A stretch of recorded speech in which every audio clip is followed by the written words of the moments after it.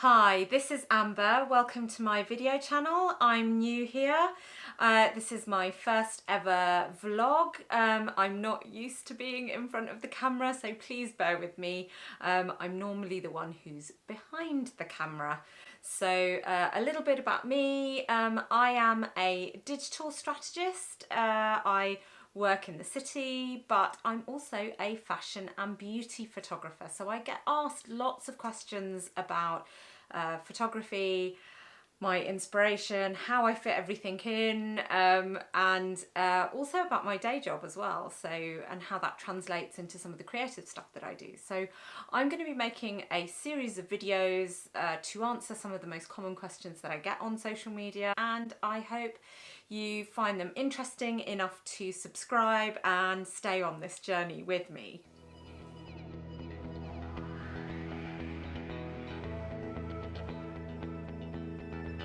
So today's video is going to be about one of the most common questions that I get asked by up and coming photographers around where do I get my inspiration from?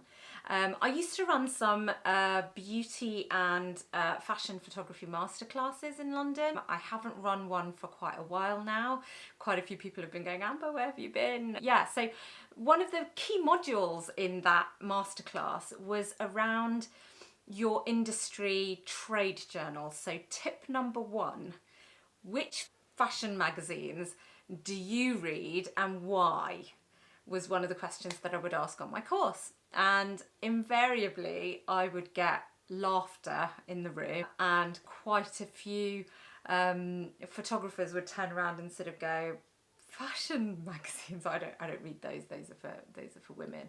And it's astounding to me because fashion magazines are actually the trade journals for the fashion industry. If you want to be a fashion photographer, you want to be in the industry, you should know what your industry is about. And what fashion magazines give you are what's currently trending, what kind of work a client's actually commissioning from a commercial point of view. But it also gives you inspiration. The aesthetics are beautiful. You can find a lot of content that might spark some ideas in you. And whether you're in a creative industry or whether you're in a business or corporate setting, knowing your industry is really, really important. So that would be my first tip to you guys, is to go out there, buy a bunch of magazines and look at sort of what's trending for fashion photography at the moment. Tip number two. Tip number two is actually an app. It's called Pinterest, and it's an app for mood boarding. So I've got it downloaded onto my phone, and what it helps you to do is when I get approached by a client, I will look up some of the keywords from the conversation that we had about their concept and their ideas, and I'll basically look up some visual references on Pinterest.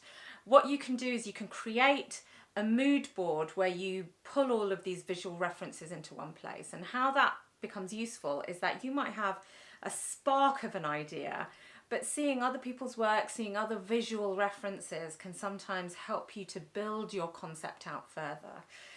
The other thing that I find that is really, really useful about Pinterest is that you can also collaborate with the rest of your team. So whether it's a creative director or a makeup artist or even some of your models, you can get them to contribute some of their ideas to your mood board.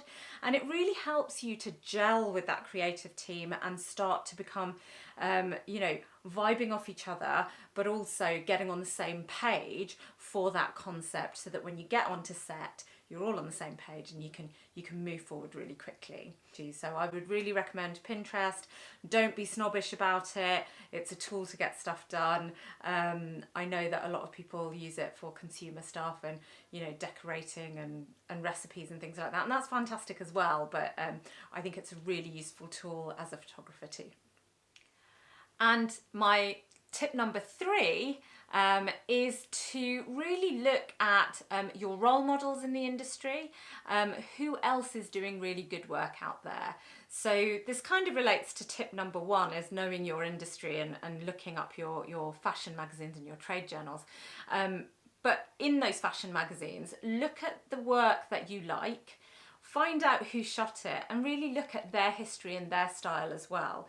Try and get to more than just, oh, I like that picture or I like that photographer, but understand why you like their work. So really get into the nitty gritty of, you know, is it the lighting? Is it the settings? Is it the mood and the ambience? Is it a visual tone, you know, whether it's colours or, you know, whether it's stuff in their set? What actually attracts you to their work? And then start to look at those elements and see how you can bring some of those elements into your own photo shoots. So an example I can give you of my personal, one of the photographers who inspires me is a guy called Tim Walker. And he does these really fancy, high-end fairy tale photo shoots, really high production values, big sets, etc. Now, I don't have those sorts of budgets, and I don't have clients who have those sorts of budgets. But what I can do is I can look at bringing one of the concepts that he uses around, you know, the ethereal aesthetic of his images. I can bring that to a lower set production and start to bring that aesthetic out in my own imagery. So really looking at how he does dark edginess to fairy tale concepts. I can bring some darkness, I can bring a bit of edginess, I can bring ethereal into my own style of work without copying somebody. So I'm not saying look at people and then emulate their style. Look at people and understand what you like about their work and bring it into your own style so that you can create that signature for yourself. Something that I use a lot in my photo shoots are flowers. It's become a bit of a signature for me. If you look at my Instagram, I'll put links in the comment section and below the video. But you can have a look at my Instagram and you can see that flowers, balloons are a big theme of mine, and it's just an easy way to bring some drama and some ethereal feel to my images. And so that's how some of what Tim Walker does inspires me. So yeah, my 3 tips are: know your industry, really look at creating mood boards, whether you do it on an app or whether you scribble stuff on pieces of paper, that's up to you. And look at whose work you admire and how you can use some elements of their work and bring it into your own. I hope you found those tips useful. I will be creating more sort of little nuggets of knowledge and videos going forward. So if that was useful to you, please subscribe, bear with me, and I will come back to you with a few more tips and tricks in future. Take care then, bye.